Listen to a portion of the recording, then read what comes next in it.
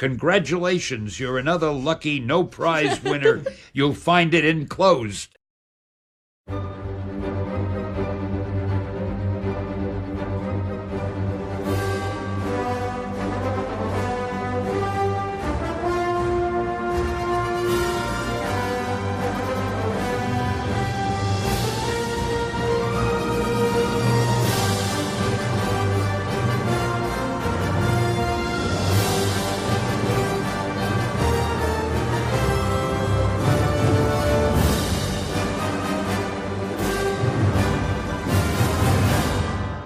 Hello again, and welcome to another episode of No Prize Podcast. I am your host, the Professor Bud Young, and with me, as always, from across the pond is Johnny the Machine Hughes. How are you, Johnny?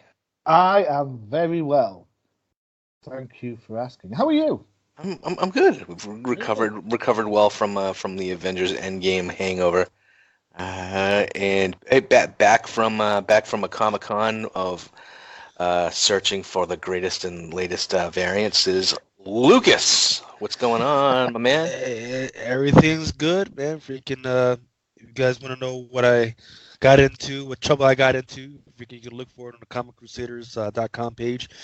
But yeah, I missed you guys, man. I'm sorry I couldn't freaking be with you guys last time.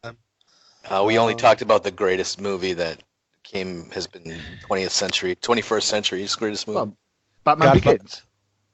The Godfather. Yeah, The Godfather. Hey, no, that was the 20th century. We're in a new century, baby. All right. Sorry, yeah. Justice League. I don't remember that. Oh my. So what's interesting about that is that IMDb actually has a list of like the greatest movies of all time, and then there's like Batman Begins or something like that, and then there's like Godfather 3 and 2, and then stuck in between those great movies, they've got Endgame in there. Really? Yeah, I gotta find that list and I'll freaking post that whenever I find it, man. But it's already. I mean, it hasn't even won anything yet. Like, it hasn't won any Oscars or Grammy. It's not gonna win any Oscars. Come on. Yeah, I mean. But this is gonna be there's a difference between greatest movie and commercially successful, correct? Yes, absolutely. So we can call it maybe the most commercially successful movie of all time, but I think it's still got 5 spaces to jump, right? It still has to beat Force Awakens, and it still has to beat Avatar, and it still has to beat a couple of other movies. But you know what? It's been 2 weeks, so there's no doubt in my mind it's gonna do it. Well, there's a Chinese movie. I forget the name of the movie that is like #1, and it's freaking kicking its ass right now. But What? Yeah, I forget the name of the movie. But yeah, it's not really close right now. I mean, it's getting up there. I mean, it'll get there in its time. But hey. So we're back to comics this week after a last week of kind of reviewing Avengers Endgame and kind of getting into the spoiler types territory. But I think it's okay to spoil a movie now from here on out because it has been out for 2 weeks, right? So if we slip at all, we're talking about it. It's fine with me. But we have a crop of brand new books to go through this week, and what are we going to start with? Let's start with Captain Marvel #5, Johnny. Really? Oh, okay. We're going to start with you. You're first up. First up, Johnny. There you go. Let's see. Captain Marvel #5. So this is the alternative dimension story coming to its conclusion, and what you pretty much have is a bit of a reflection of the past, which is a bit of a recurring theme, I think, in another book down the line, but we'll get to that. So it's written by Kelly Thompson, art by Carmen Canero, colours by Tamara Bonvillain, which sounds like a great surname. It's good. It's Bon is good in French, right? So it's good villain. Good villain. Good Bond villain. Sorry, Tamara. Sorry, don't hate us. Letters by Clayton Coles, or Cowles, depending on your accent. So Rogue has absorbed Carol yet again, this time with Carol's permission. So the history is a little bit complex, and I like the fact that Kelly Thompson has time to reflect on that. it's not just that Rogue stole the powers; it also stole the personality. And if you remember reading X-Men from that era, every now and again they'd switch. So Carol would be in charge, and then Rogue would be in charge. And it wasn't until they went through the Siege Perilous that they ended up getting a split. Mm-hmm. So I suppose for Captain Marvel or Miss Marvel or Carol Danvers or Binary or whatever you want to call her, Rogue is probably the one person that beat it and beat her good. So it's good to see that kind of like dynamic. And towards the end, it's that whole like we're never going to be friends, but you've turned into a pretty decent hero. Was kind of nice. The fighting without powers reminded me of an episode of Agent of Shield last season when they were stuck in the future and they had Quake going up against one of the other Inhumans and that to turn the powers on and off sort of thing. So I was kind of a bit miffed by that because I absolutely detest Agents of Shield. Yeah. Can I say it? Yeah, no, go ahead. You can say whatever you want. Kind of. It sucks. I don't understand how that show keeps going. Unbelievable. Anyway, yeah, it's fun. It's a little chaotic. I think the colours make it chaotic, to be fair. A couple of the places, the story pretty much bounces where it should be. I like the fact that we're going to get the Enchantress next time around. And finally, it's good to see that Jess and Roger are still together with baby Jess as well. So that was a nice little touch. For me, this book, I kind of wanted to give it a mini clobber because I quite enjoyed it, but I thought that was just being like really splitting hairs. So I'm going with a Mr. Fantastic on this one. There you go. So I'm kind of with you on this one. I've been a kind of a Captain Marvel hater, I guess, for the last several years, just because they can't seem to keep a book publishing before starting at number one again every few months. But this, I did enjoy the Rogue Captain Marvel kind of revisitation of continuity from 30 plus years ago. Well, here's the question: do they have a name for the character when they combine the two at all? No, it's just No. Rogue. Yeah, Rogue absorbed Captain Marvel's personality, and then what happened was Captain Marvel ended up becoming binary, right? She went out into space with the Starjammers and was binary for a while. So Rogue was kind of the only one, and she never had to really deal with the consequences of that, other than kind of saying that Carol's in her head, and she has like a kind of a split personality. But she was always Rogue. It kind of made her what it was at that point, because she ended up with extra powers from that, right? The super strength and the flight. Because before that, she was just the mutant that absorbed people's abilities. Quick question: when did it happen? Lucas, don't look. Go on. When did that happen? When did Rogue take Carol's powers? I have no clue. That was way before my time, I'm thinking. Was it? It wasn't Rogue's first appearance, was it? Which was when? That would have been Avengers Annual number 10.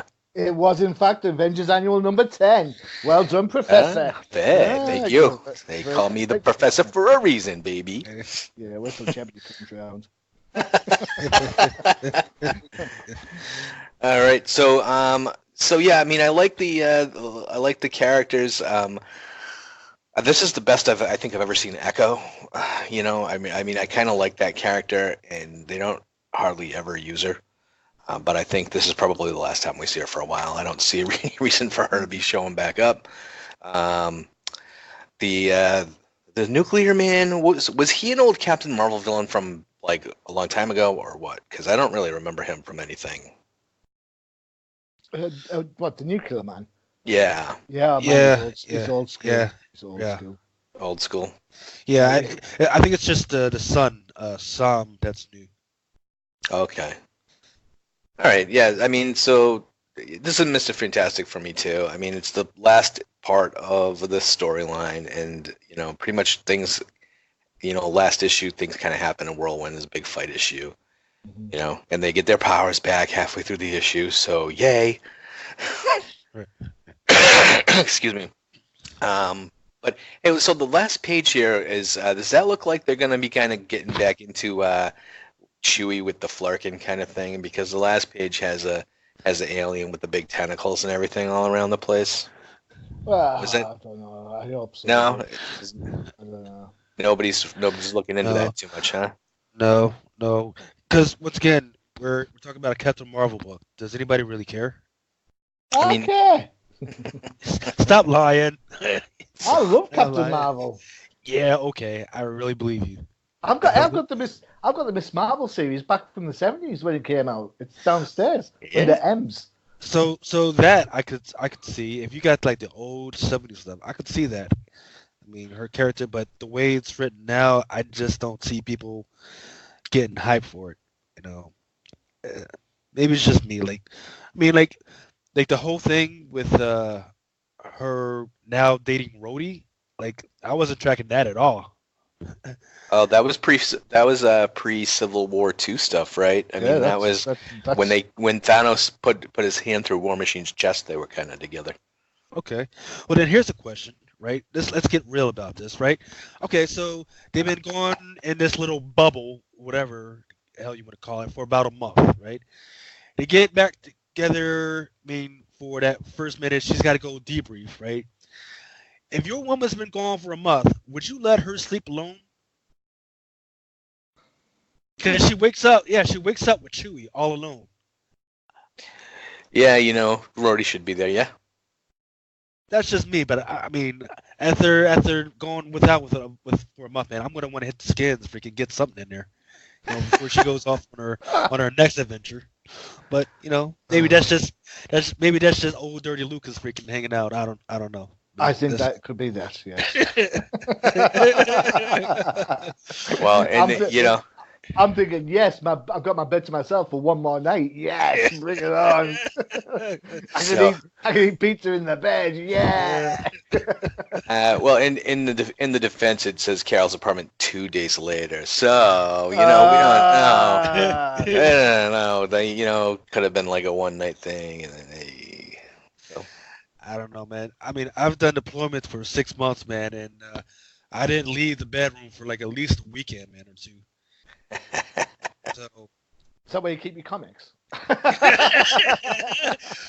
Well, yes, but hey, you gotta do something while you wait to charge up again. I can just imagine that. Woman, I've been gone for 6 months. Where's my goddamn comic book?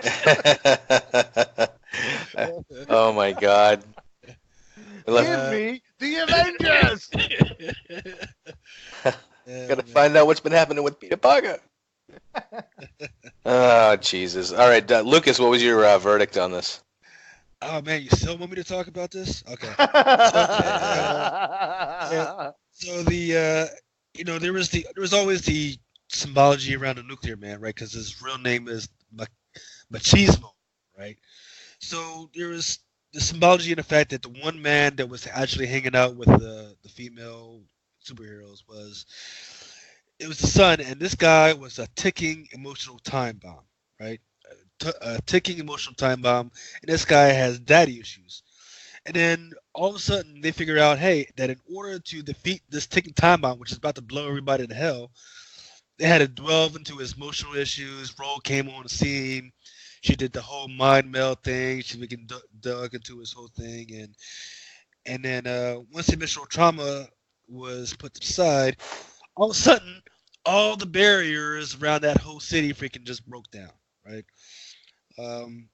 I like that concept, and the art throughout the whole thing was actually not that bad.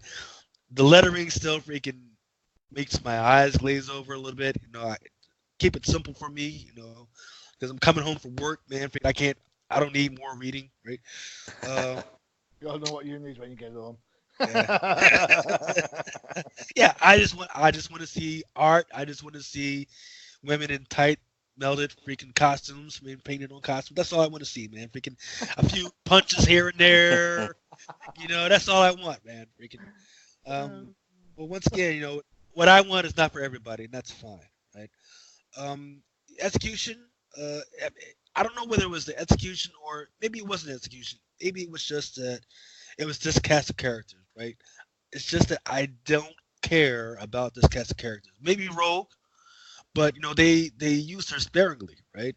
The last issue she had a big role, and in this issue she didn't show up until she had to do the thing with the guy, and that was fine. So that's why I'm a little conflicted about this issue, right? I like the symbology, I like the concept of what they did with it, There's a good subversive issues. Hey guys that are out there, if you got issues with female, you need to freaking take a look inside yourself and see what the heck is going on. If you got daddy issues, don't take that outside. Get some help, because you are a ticking time bomb, and you're going to hurt somebody. That's what I took away from this whole series, even though it's kind of slow rolling on that. So once again, I like the concept, so I'm going to give it a Mr. Fantastic. There was a better way to execute it, or actually maybe with some different characters, this would have been better. But that's the way I feel about it. Next. All right. Yep. Yep. So this book sounds like all three of us picked Mr. Fantastic on that one. That doesn't happen that often. Well, I tell you what, it's a good shout for the book, I think. Isn't it? Yeah. It's not we're not pounding it. Yeah. So last weekend was Free Comic Book Day. Did you guys go check out your local comic shops and get the stacks of books? No. Yes, I did. I got like 60 books. There was a Constantine pop that was exclusive to Free Comic Book Day that came out. And my local comic book shop, the DC villain thing that came out, that was 25 cents. They were giving that away for free. So I think I made out like a bandit. Nice. Do they celebrate Free Comic Book Day over in England? Yeah, we do. I just didn't go. I picked my order up on New Comic Book Day, the Wednesday, so there was no real need to go down. So I was kind of like, I think New Comic Book Day is a great way of getting people into the store. What I don't see is those people that go into the store actually coming back into the store after it. So it's kind of wasted on me because it's kind of like, well, I like comic books anyway. It's not a new thing. Yeah, you're in there every week, so when it's a really busy day, you just kind of want to stay away. Pretty much. Yeah. Very much. Nope, I'm the same way. I like to go. My comic book store is nice and slow, so I can browse through my books and not have to kind of move my way around people. Yeah, and people asking you stupid questions like, why isn't Batman in the Avengers? Right, okay, yeah. And look at this guy. Look at this fat guy dressed up as Spider-Man. Hey, I saw you last year. Yeah. Go ahead. I did hear some interesting conversations about the future of. So there were some moms that I guess their kids drugged into the Free Comic Book Day, and they were saying, "Well, we don't know if we're going to keep watching these movies because now that they killed off Tony Stark, what else? I mean, what are they going to keep going back to the movies to see?" And I was like, "Well, what about Thor and Loki?" They were like, "No, we like Tony Stark, Iron Man." So I thought that was pretty interesting. So really, yeah, and these were like the older moms too. These were like between like 40 and 55 and 60. So I thought that was pretty interesting. So Marvel may need to address that and come up with another, or they could just go do the hologram thing, which is I think maybe a way to go about it and keep them in the loop. But it's a way to give Robert Downey Jr. more money. Yeah, yeah, without giving him the box office, I guess, because I think that's what they own. Well, that's what he's getting now. I mean, he's getting points on Endgame. The guy is not going to have to work anymore. I mean, he didn't have to work anymore before, but now he's probably going to make $100 or $200 million on this film. Jeez. Yeah. I mean, I don't know. I'm not going to see his bank account, but if he's getting points on the back end of the box office.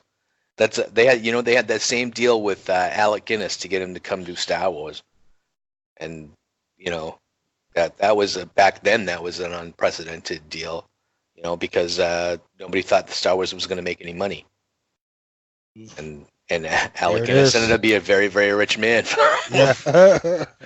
No. Wow. All right. So anyway, so I'm going to be talking about Free Comic Book Day Avengers #1, which I didn't really know what to expect. I kind of expected kind of like a little bit of a promotional issue, right? Some kind of like, hey, go check out Avengers. So we have a split story. We have half the book is based on, it's the Avengers, and then the second part is the new Savage Avengers. Um, and so this story starts with apparently after War of the Realms, which we are kind of knee deep in right now. So they kind of spoil what happens at the end of War of the Realms, where I guess Iron Man is kind of wakes up in the North Pole, but he's been time displaced. So I don't know if this is just Iron Man or some of the rest of the Avengers that are kind of scattered through time. I imagine we'll find out later, because even though this book is called Avengers, there's not really a lot of Avengers in it. That seems to be a theme, right? Right. Yeah, definitely. Yeah. So, so you get a kind of like an Iron Man story interspersed with a kind of a, hey, let's talk about what has gone previously in the Avengers. We've fought Namor and his underwater terrorists there. We fought, hey, they introduced a new Squadron Supreme, and they were kind of running around and pretending kind of to be better than the Avengers, and I guess that's kind of what's going to be happening there. We kind of revisit a few of the Avengers, not that, Blade in Robbie Ray's Ghost Rider and Black Panther, who I still think should be out in space somewhere. But they have to exercise Robbie's car, because I guess Robbie's car's now possessed. Wasn't that his whole gimmick? Yeah. That's what I thought. Yeah. It was the car that was Ghost Rider, right?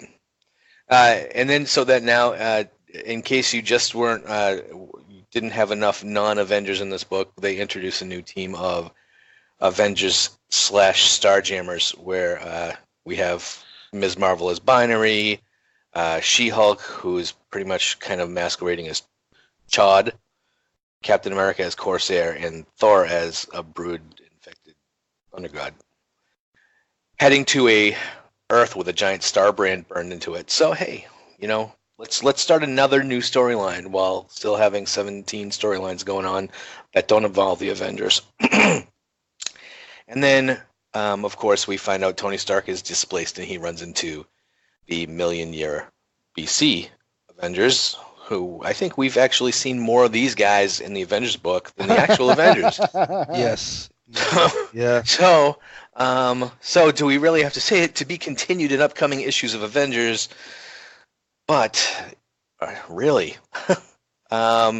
So let's. And before I jump into to my feelings, let's talk about the Savage Avengers story too at the end here, which was more of a Wolverine solo story, which kind of could have been in the book in a Logan book, right?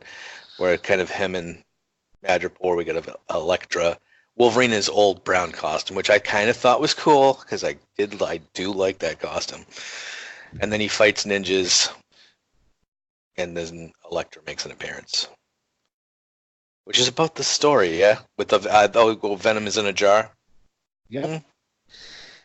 You said So- Gold Venom? Yeah. Well, I don't know. Catch that. It's it's like Venom in a jar and like a sarcophagus type situation. And they bring back Stick. Yeah. Yeah. Hey, just in case anybody never missed him, Stick is Here's back. Stick. Yeah, I like Um, Stick. Yeah.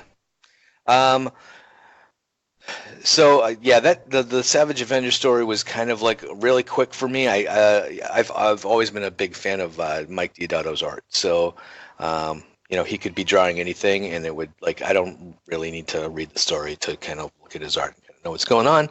So it was interesting. But so to the creative teams on these, so writer Jason Aaron for the Avengers part, with artist by Stefano Caselli, color art Eric Arcinigia. Wow, I just pulled a Johnny on that one. Hey. Letters by Corey Pettit. And then for the Savage Avengers, we have Jerry Duggan writing with Mike Diodato on the art, with Frank Martin as the color artist and Travis Lanham as the letterer. So I'm of two minds on this. So the first part of the story really is kind of reflective of the entire previous Avengers series, correct? Because it was just kind of the Avengers without the Avengers in it.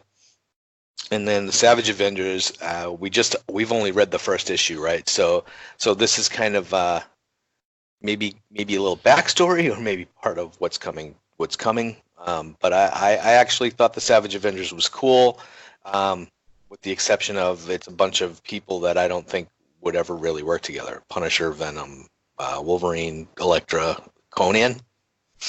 Yeah. Yeah. So I mean, it's kind of like the whole Marvel thing with there's no rhyme or reason of these people being thrown together. So I'm interested in what you think. At the end of the day, I want to kind of give this a kind of a Mr. Fantastic because I'm sorry, but I would like to have Avengers in my Avengers book. Well, for the value of what you paid for, which was free. Okay. You know what? Win me. So this is a flame on. If it's a free comic, it's for me. It's a free comic book. So if anybody bitches or complains, send me your address so I can travel to your house and bitch slap the fuck out of you. Because there's a lot of good stuff, right? The art was absolutely great. You know, there's supposed to be teasers for other stuff that's going on. I mean, like you said, the Deodato art. I love Deodato, especially his cover stuff. So to see his interior stuff, especially the way he was drawing Wolverine and stuff, was absolutely fantastic. Like you, I was a little confused about the whole Starjammer stuff, and there's like this little weird animal on She-Hulk's shoulder that I have no idea what the heck it is. Oh, that's so Chad from the Starjammers. He always has that little guy on him. Okay, weird. I love the whole. I was a little confused about the whole what do you call it? The mightiest heroes of Midgard. Because you got Thor, who's calling himself the hero of Midgard, but he's from Asgard, right? Yes. So, and then you've got the Hulk with that little Starjammer or Starguard symbol. I'm not sure what that's all about. And apparently there was a Doctor Strange that got added to that team at some point. So I must have missed when that whole thing went down. That's Agamotto, isn't it? Is it? Yeah. Oh, maybe that would make sense. The whole Black Panther thing. Once again, there's another Black Panther that's in everywhere except for Africa. He's out in the snow tundra. I'm not going to go into that whole rant today.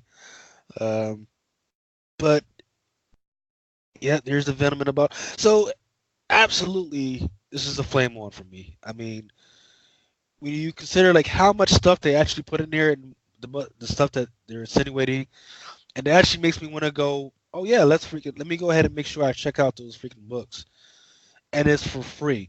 You don't usually get this type of good stuff for free, right? Unless you like, or even for $1, unless you're digging through the dollar blend. But flame on for me. How about you, Johnny? So the first half of this book, it was bonkers. It was like, what's going on? I was like, that's exactly what I was thinking.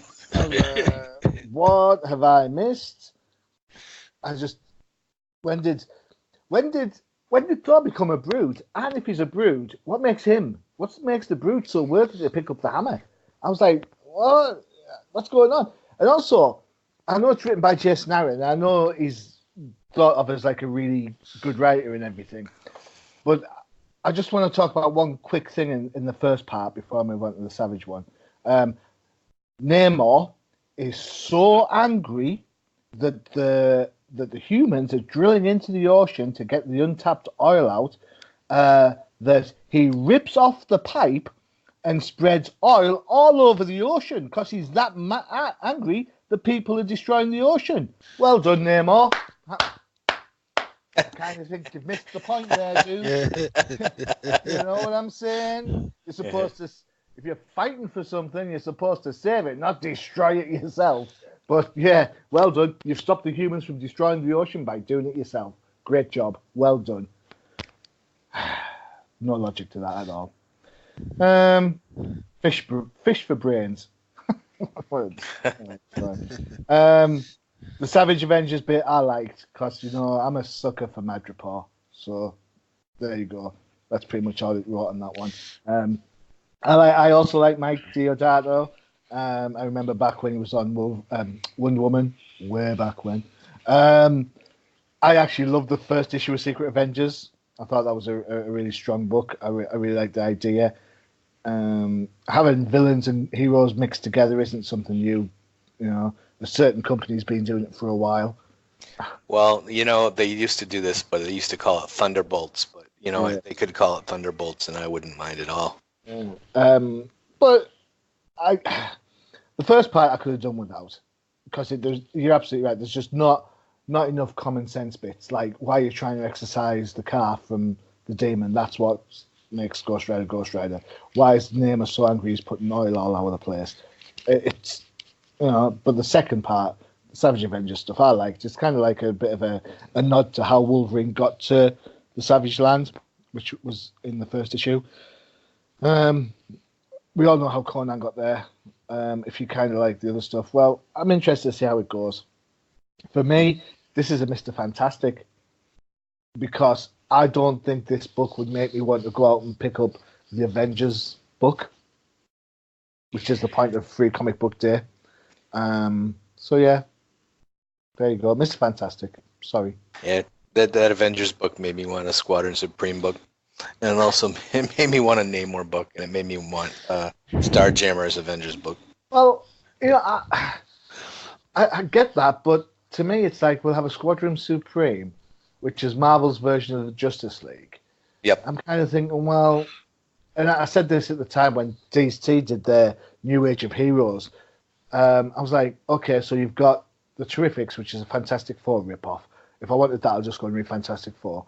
You've got the dude who could teleport places, who had a Spider-Man riff going on. If I want to do that, I'll go and read Spider-Man. You had Damage, who could turn super strong, but then calm down. Well, that's just the Hulk. So I kind of think these whole allegory stories where it's like, oh, let's make our version of this particular team from a different publisher. If I was interested in that other team, I'd buy that book. I wouldn't think to myself, oh, I like the Justice League so much, I'm going to go to a Marvel book and read a facsimile of. You know what I'm saying? I totally get it. Yeah. Yeah. I agree with you, but it's like if you sell me an Avengers book, whether it's free or not, put some goddamn Avengers in it. Yep. If I want pepperoni pizza and it comes chicken, as much as I love pizza, I'm not going to be happy. True story. Yeah. All right, so let's move away from Free Comic Book Day. Let's talk about Friendly Neighborhood Spider-Man number 6. Lucas, this is yours. Okay, Friendly Neighborhood Spider-Man number 6. The writer was Tom Taylor. The art done by Juan Cabo. The colors done by Nolan Woodward and Federico Blee.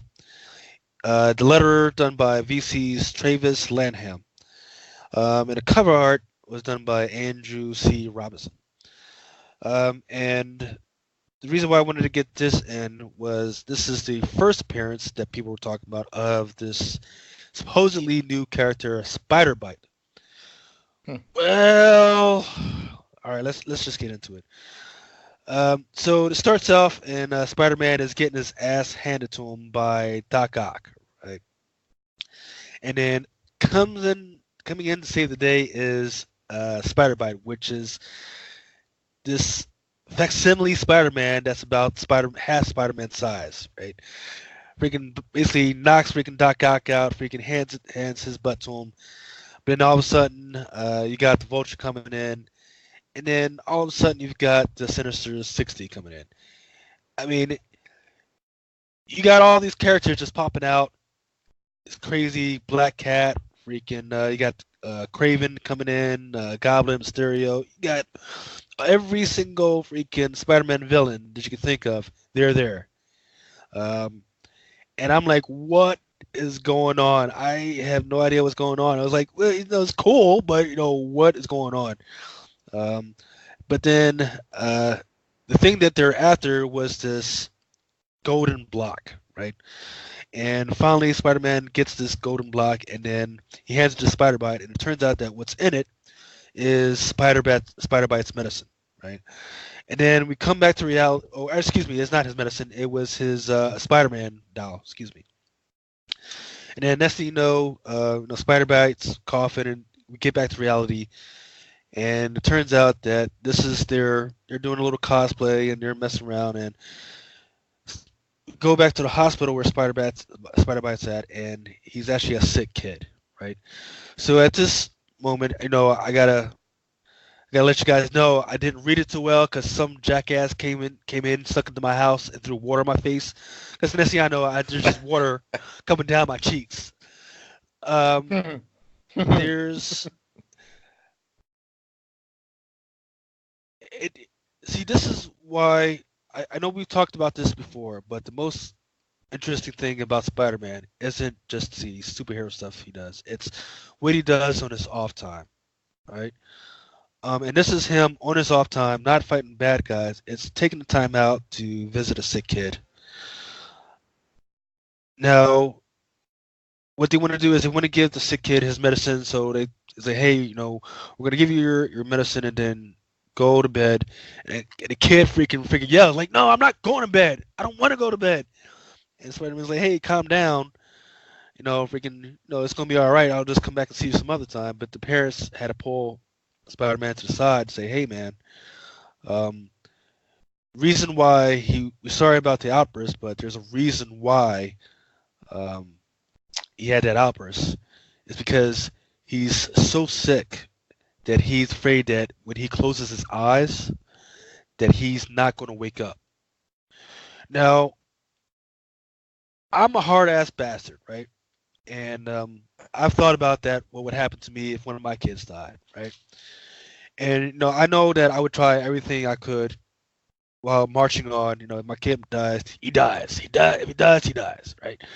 But I would try to make my kid as comfortable as possible. But the fact that a kid so young would have a fear that he can't even go to sleep because he's not going to wake up, that as a parent, you can't even control. And that's probably, as a parent, one of the worst things that could happen to you that you would have to face, other than the actual death of your child. So bravo to this whole team for putting this story together. Bravo for marching towards something real and putting some real stuff inside of Spider-Man Legacy. And bravo on Marvel. I mean, I've been really impressed with a lot of the Spider-Man books I've been reading lately, and I was just wondering what you guys were thinking on this book. Johnny, do you want to go first? Yeah, cool. So when we were talking about Rogue and Captain Marvel, I said the reflections were gonna be talked about again. It's this book. For you true believers out there, you need to go out and check out Amazing Spider-Man number 248, which is pretty much the origin or the prior piece to this book. Back in the day, Spider-Man goes and visits a kid. The kid's got this huge collection of memorabilia, including the scrapbook. In the end, he takes off his mask and shows him that he's Peter Parker. And you think, what's going on? I think it's written by Roger Stern, so it's kind of like, I don't get it. And then as the story ends, Spider-Man jumps the wall and goes on his way, and the kid's in a hospital, and he's suffering from leukemia, and he's got a couple of weeks to live. So this book is a homage to that same feeling. I agree with Lucas on this book. You open it up, you start reading it, you're like, oh my God, what's all this? The Secret 60? What? But eventually, when the light dawns and stuff, it kind of makes sense. I like Tom Taylor on a lot of stuff. I love his Injustice stuff. I liked his stuff on, not so much on Earth 2 or Deceased, but here, Taylor does well to mine that sort of 248 emotional impact. And Lucas is right. Spider-Man has never been about the powers, and Bud, you know what I think about Peter Parker. It's the stuff he does as Peter that makes him more interesting. And this book is Peter being Peter, just in a Spider-Man suit. So it gives 248 a modern narrative. If the kid's like, we did this, we did that, but there's loads of continuity areas. That's like every kid nowadays if you read comic books. It made me laugh. The art by Juan Cabal, That's it, right? Is fine. Clean lines about, which helps with the innocence of the story, that whole vibe that you've got going on. I'm with Lucas. This book is huge for him on. There you go. So yeah, I mean, and the same thing for me. When I started reading this book, I was like, "What the hell is going on?" And then, like, I think it dawned on me, like maybe page 5, that I was like, "Oh, this is some kind of they're playing," and it's a Spider-Man playing with a little kid, which kind of, when I got halfway through the book and they kind of realized the hospital room. This was a story that really hit me where I live. Not that I have never read a story like this before that was just kind of designed to kind of just kick you in the gut. But I'm sure that I've told you guys before, and I think I know I mentioned on my podcast that I have a sick kid myself, and we've always been able to talk superheroes. My kid never will read a comic book, but he loves the movies and played the action figures. And when he was born, we named him Logan because I love Wolverine. And it turned out that when when he was born, we found out that he had hypoplastic left heart syndrome, which is a heart defect that not a lot of people survive from. And even though they can't really tell us how long to expect to have him around, he did have to go through 3 open heart surgeries, and the whole hospital room with like all that stuff kind of really hit me when I read the book. And the whole idea of a little kid wanting to believe in something so real to them as like superheroes, right? Because superheroes don't they can take the pain away, right? Mm-hmm. And to me, that was what really kind of hit me the most, is that you have Spider-Man, who is the superhero, and he's there to make you forget where you are in life for a moment. And I loved how all the doctors and the nurses and the parents and everything were all dressed up like the Lizard and Electro and Stiltman and stuff like that. So it's really kind of like the community, right? The community coming together to help this kid. And they don't care how silly they look in their Green Goblin or their Shocker, and they just want to help this kid and give him a moment where he can forget what he's going through in life. And to me, I think in my life I've read maybe 3 or 4 comic books like this that really kind of get it. They kind of really kind of make you kind of think of what's going on and what's really important in life. And to me, it was an amazing story, and it kind of took me out of my life for a moment and let me kind of enjoy the story. And that last panel where he's swinging the little kid through the city was it. It was a perfect ending. Yeah. So that is claim on. Right. Yeah. That is So- that last panel is an iconic. That is going to be an iconic panel for me. I absolutely loved it. Go ahead, Johnny. So it's kind of important to realize what characters mean to people and what they can bring. It's not we sit in our somewhat ivory towers and whinge about, oh, that leg's bent out of shape, and oh, he doesn't fire his webs like Daddy fires his webs like this, and all that sort of usual sort of minute detail that us geeks get into, and we kind of forget that, especially the big characters, Spider-Man, the Avengers, and so on, they're not ours, they're the world's, and Right. they mean so much to so many different people that I think sometimes we get a little bit cynical and a little bit jaded about it. So books like this that do come around. You know, there was a DC one not so long ago where Superman takes a bunch of critical ill chill kids to the Watchtower and then flies them to the moon and stuff. You might think to yourself, "Oh, well, nothing really happens. You know, why am I spending my $3.99 on this? You know, it's not this. Oh man, what's going on?" And then if you think like that, then we're going to send Lucas round to kick you in because you absolutely missed the point. Totally. Yeah. And behind Lucas will be Bud and Harry will put the airheads and all that. So, you know what I'm saying? Yeah.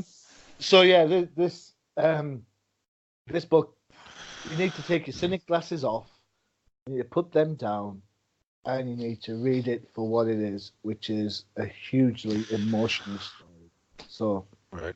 thanks for sharing. No, it's why I read comics. You know, you read comics with the hope that at some point you find one that makes you feel like this, and to me, it's why I will always be looking for that the next story that makes me feel. Right. See, what got me about this was the last few ones, and it even mentions in the that first inside panel page, is that it mentions about the fact that Aunt May, she has cancer right now. Right. And the last time I read about it, he was there for a little bit, but then when she told him, he was like, "Yeah, I kind of want to be there, but I got other stuff. I got other stuff to do," and then he just cut out. Yeah, he showed up for the appointment, but I was like, man, that's kind of callous, right? Like, Right. there's a better way to handle that stuff. That's your aunt, man. That's like your mom's. You gotta. So what I would like to do, what I would like to see is how, if his approach to Aunt May changes after this story. If I mean, you can't come up with right now. You can't come up with a more perfect issue than this one right now. But I would like them to carry what they took in this and put that towards the rest of the series for at least another 2 to 3 issues. Hopefully, they can do that. Quick question then before we move on, if that's okay. Yeah. Is this finally going to be the end of Aunt May? Have Marvel decided that, you know what, she's had radioactive blood, she's had this, she's been shot, she's had one more day, and all that sort of stuff going on. Is this finally it? No. Oh man, I'm on the yes. I'm on the yes. Yeah. Yeah. I don't know. I like how she grounds him, but now he gets that with MJ now. No one's ever dead in Marvel. Hmm. No one's ever permanently dead. Let's say. But there you go. It's fine. Lucas, what do you think? All right. I mean, that's a good question, man. I don't know. I mean, like you said, she's part of the stuff that's grounding him right now. Are they going to kill her off? And because they're dealing with the whole Black Cat, Peter Parker thing going, or a Spider-Man thing going on, are they going to get Aunt May out of the way so they can bring Black Cat in and put more stuff in that? That would be some cold-blooded stuff to freaking just kill Aunt May off. But you know what? She's done. They've done a good job. We can go ahead if they want to let her rest. Let her rest. I'm fine with that. But as long as they keep bringing us back to the thing that grounded him, the thing where he learned his morals from was from Aunt May. For instance, like in the Superman books, the thing that I wish they would go back to is more going back to Ma Kent, Clark Kent. I love that stuff. Like when he's in a tough spot, he goes back to what did Ma Kent, Pa Kent teach me? And in Spider-Man, they can do that because Aunt May is still alive. So I don't know. It would be hard on me. I'd probably need freaking take a break from work if they killed Aunt May off. But we'll see. Yeah. So do you think the Peter Parker, the Spider-Man Black Cat stuff is actually a real thing? Because last I heard, they were going to keep him with MJ. Is that now? Because I know obviously the cover for the J. Scott Campbell indicates that Spider-Man's swinging towards and all that sort of stuff. Is this going to be a real thing? Have we got a love triangle going on? Yeah, because I believe it was in one of the last Hunters, not Justice Park, that Sorry. Black Cat had to come to the realization that she's still in love with Spider-Man. So there's still something in her head that's going on. Maybe not in his, but definitely for her. Okay, cool. All right. Thanks for that. All right. So let's get into our last book here. We have Captain America #10. When And, Captain America throws his mighty shield. You're dating yourself, Johnny. Well, that's because I'm a really great layer.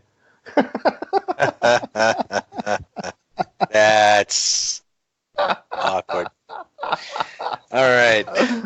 Well, this is your pick, Johnny. Let's. Was it? Oh man. It was. All right, hang on then. Let's get back. So, Captain America, written by. Oh, here we go. Nehisi. That's what I'm going with. Art by Adam Kubert, colors by Frank Martin, and letters by VCs. Joe Caramanga. Well done. All right, so we're kind of in. I'm a little bit confused about this book. So, give you the story. Steve's still in prison. The Sisters of Liberty are on a breakout thing. We have a little bit of Invisible Woman action going on. I'm a little bit confused. It's a prison that dampens superpowers. How did Sue get in? And would Sue Richards really say, "Dude," on the third page or whenever it was? And how does the dampen field work on Rogers? Steve Rogers doesn't have any superpowers. It's a super serum that made him who he is. If it negates the serum, why isn't he turned into a £7 weakling? Well, don't forget also the Jack-o'-lantern. His thing is still going full blast. Yeah, so I'm kind of thinking, what's going on? I don't, but we've got yet another fight scene without powers. I'm sure I saw that in Captain Marvel. So I'm a little bit naffed by that, which I had seen already in S.H.I.E.L.D., Agents of S.H.I.E.L.D., TV show. I might have mentioned that I don't like that show, but hey ho. That said, this is a long game story, I think, and this part's just kind of keeping its head above the water. It's just to keep it like bobbing along. The monologue works for the most part, but it is a little bit pretentiously meandering for my personal taste. The art works well in places with poses. They remind me of Mark Texiera. You remember when he used to do those like really big chests and then narrow it down to like nearly a point at the legs, especially on these Wolverine stuff. Kind of has that. The colours are great. I love that kind of painting style. I wanted to give this a Mr. Fantastic, but the more I'm talking about it, my initial feelings have kind of waned from when I looked at it the first time. So I'm pretty much going to give this, as gorgeous as she looks in this book, I'm going to give it an Invisible Woman. There you go. Next person. Lucas, what did you think? Yeah, so I'm going to agree with you. This was an Invisible Woman, right? So the thing about everybody knows how I feel about Tanisha Coates. He doesn't know where to put people in the right places. Now, this one issue, actually saw the direction where he was trying to go, because once again, Captain America, he's a symbol, right? And this is about the Invisible Woman, and I forget the guy's name. Thunderball. Yeah, Thunderball, who is an African American trying to help Captain America out, right?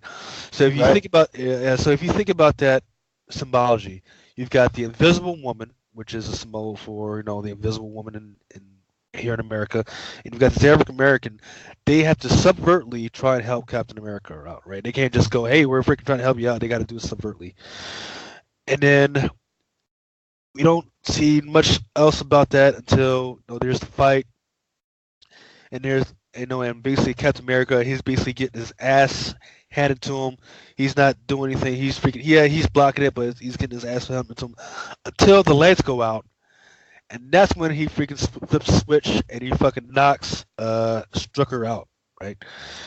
And it's like, okay, I kind of get. I think I can see the symbology that you're trying to push. Like, hey, America, we don't really do anything. in the open, but once the lights go out, once everybody's asleep, whatever, that's when we fucking turn it on. Kind of get that, but it's not really that clear, and there may have been a better way to do that. The art was pretty good, except for some of the action scenes. The action scenes weren't that impressive to me. But this is something that in 2 days I'm going to forget about. It's just like, okay, it didn't really push the narrative forward for me at all. So hopefully I'm the only one that spent a lot of money, spent some money on this. You know, I don't know if this is worth your $3.99 or $4.99, or how much I ever paid for it. How about you, man? How about you, bud? I love Captain America, and this is what he's like my favorite Marvel superhero.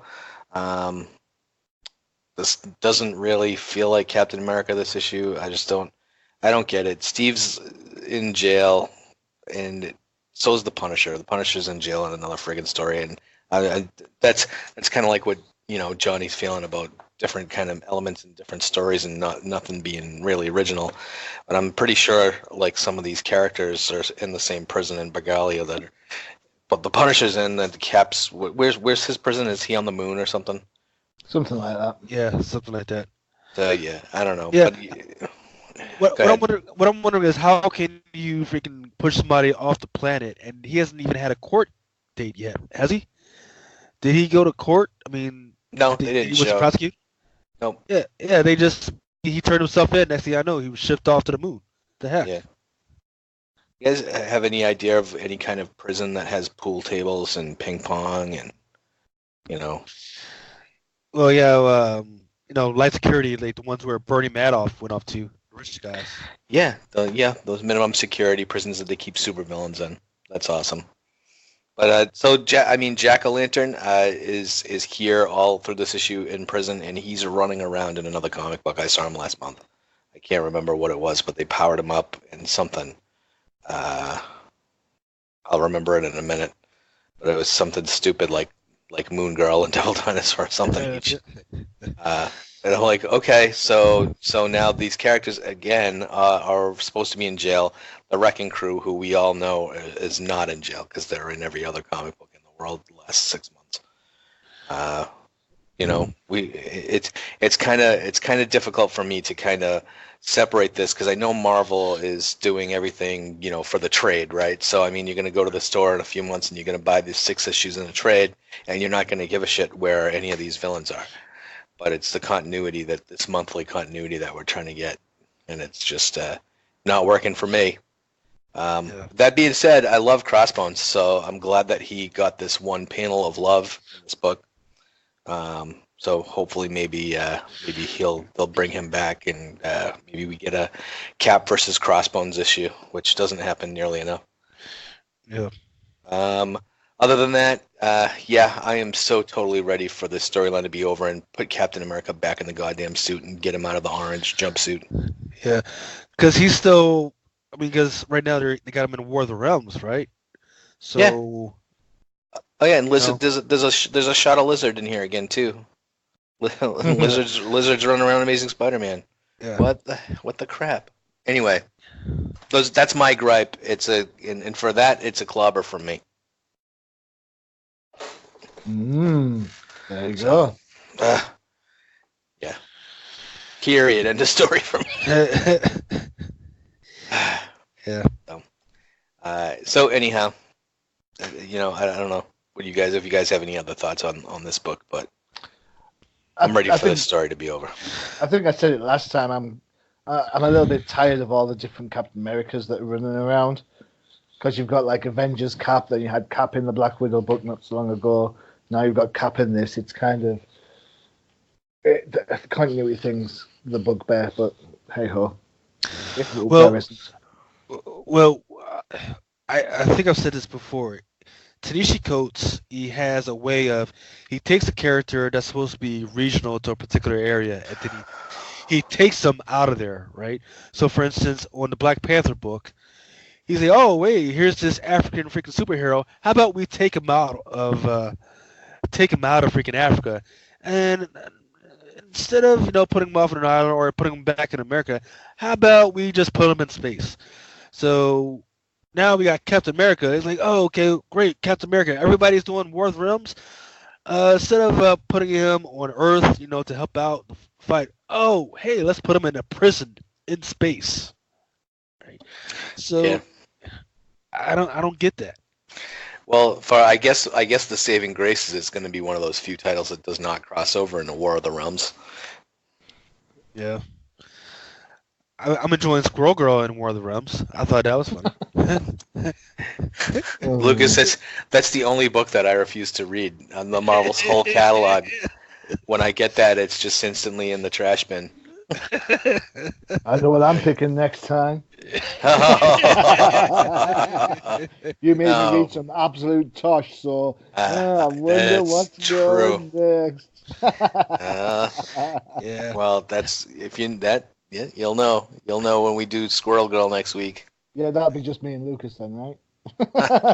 I'll refuse. They'll be like, "So, bud, what did you think of the book?" And I'll just sit like total dead silence, radio silence. We'll get the audio guy to put something in there. All right. Well, if I really wanted to torture you guys, I would have made you guys read the War of the Realms New Agents of Atlas. Oh, I read it. Yeah. I'm avoiding the realm war like nobody's business. Yeah. Please, just do yourself a favor. Yeah. Well, see, the thing was, this was the first appearance of the last character that Stan Lee ever created, which is Wave. So that was the only real reason to actually take a look at this book. And then she's in what? Maybe 2 panels, maybe? Yep. 2-3 panels, and that's it.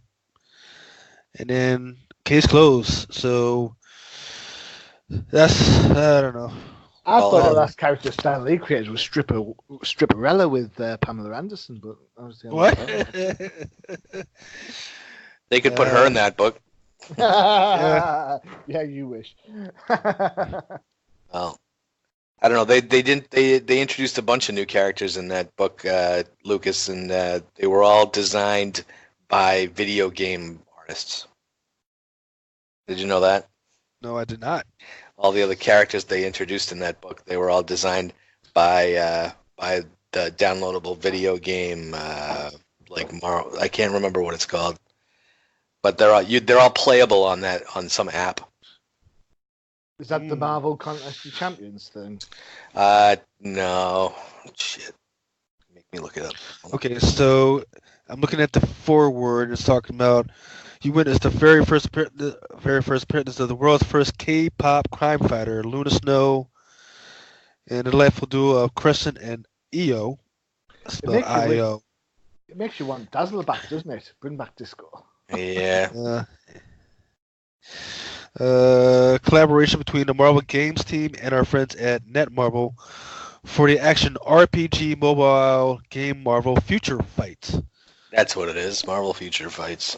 Not stopping there, Marvel Future Fight also introduced the all-new Andromeda action suit worn by Secret Agent White Fox, which also makes its Marvel Comics debut in this issue. So, There you go. So, I know we weren't going to talk about this, but so this book is actually the hot book of the week, and on behalf of speculators, there is a 1 of 50 by Zach Karcher, I believe that's what his name, or is something Zurcher, something like that. And it's already hitting like 140 to 150 bucks in some circles. So which book is this? it is the New Agents of Atlas #1. Oh. Yeah, because obviously nobody's actually reading the book, but everybody knows that there's a bunch of first appearances in it. Swear to God, as a group, sometimes comic book fans are complete and utter morons. Absolutely. Yep. Oh boy. Yeah, the cover art sucks. It's absolutely horrid.